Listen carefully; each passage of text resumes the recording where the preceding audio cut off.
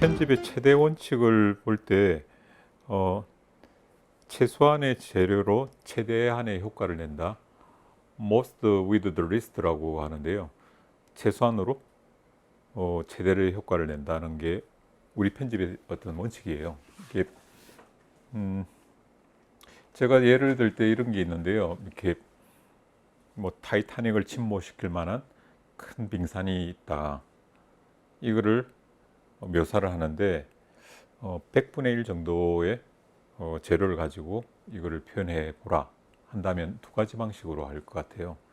하나는 그 큰 빙산을 100분의 1의 미니어처로 만드는 방식이 있을 것 같고요.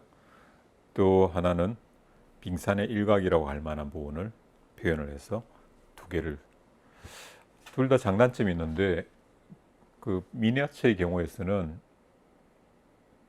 아우라가 없다는 문제가 있거든요.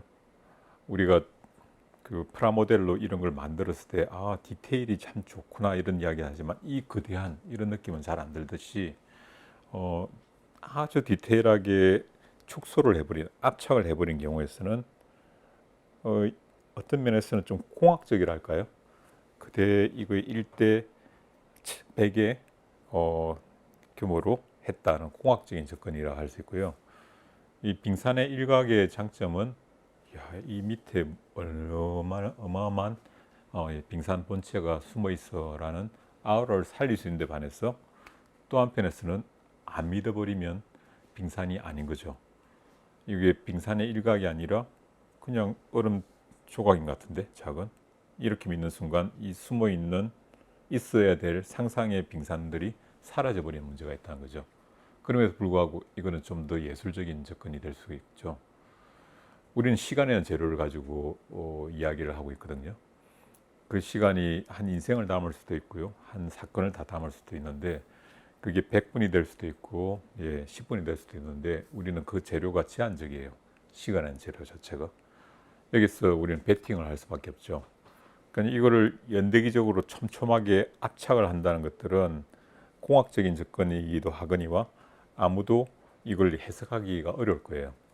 거꾸로 이 베팅이 잘못된 부위를 남겼을 때 이쪽이 빙산의 일각으로 맞는지 저쪽이 빙산의 일각 맞는지 잘못 나왔을 때는 관객들이 에게게 하면서 참여를 안 하게 된다는 문제가 있다는 거죠. 그럼에도 예술적인 접근이라는 것은 이 베팅에 가까운 일각을 통해서 빙산을 드러내는 게 접근에 맞습니다. 그 편집이란 과정이 그런 거죠.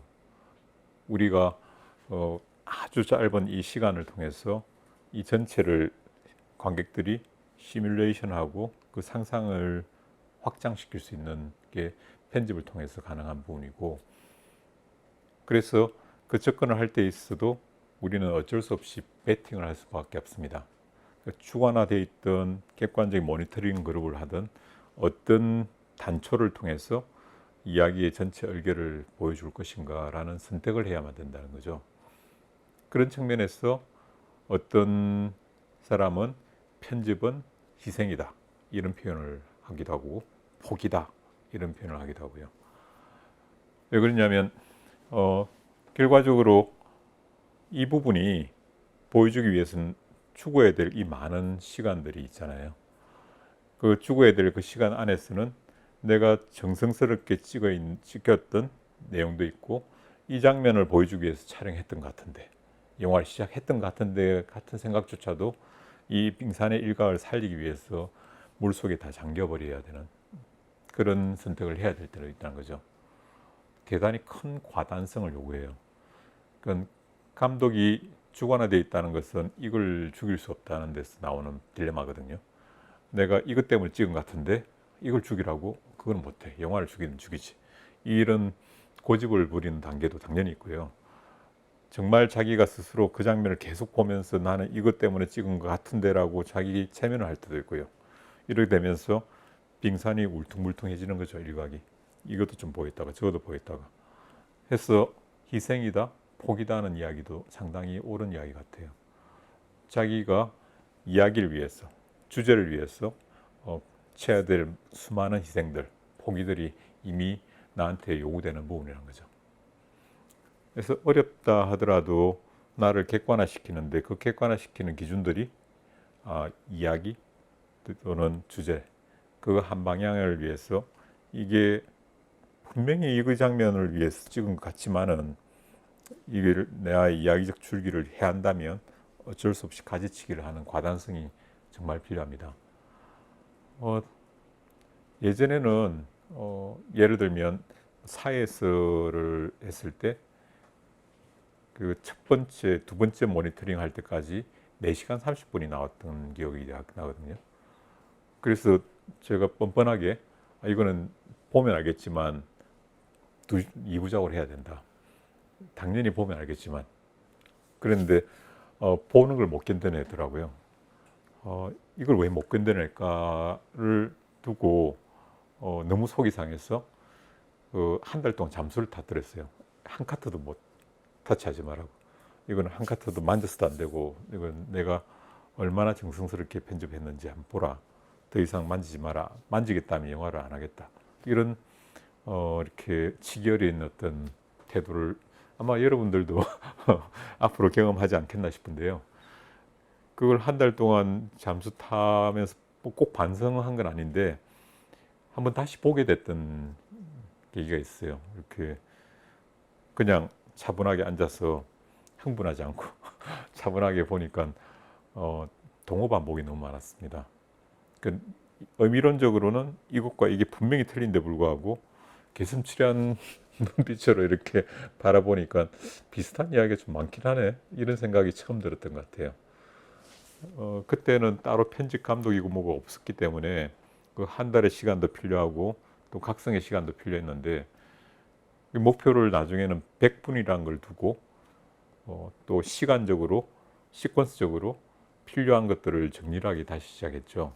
그때도 당연히 플로 차트를 그렸고 거기도 시간을 부여했지만 이걸 한 씬을 설명하는데 나는 5분이 필요해 했다면 다음에 할 때는 이 씬이 필요해라는 질문을 하게 됐고 그 다음에는 3분으로 줄일까 2분으로 줄일까 이런 질문도 하게 되겠죠.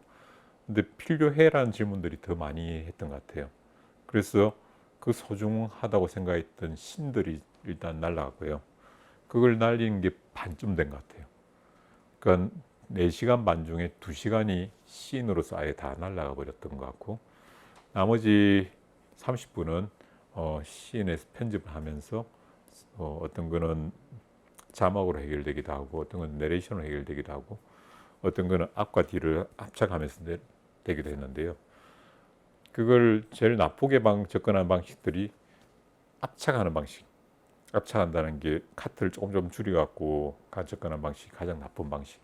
이거는 물리적인 압착이라서 어떤 리듬이나 뉘앙스를 놓치게 되는 우가 있거든요.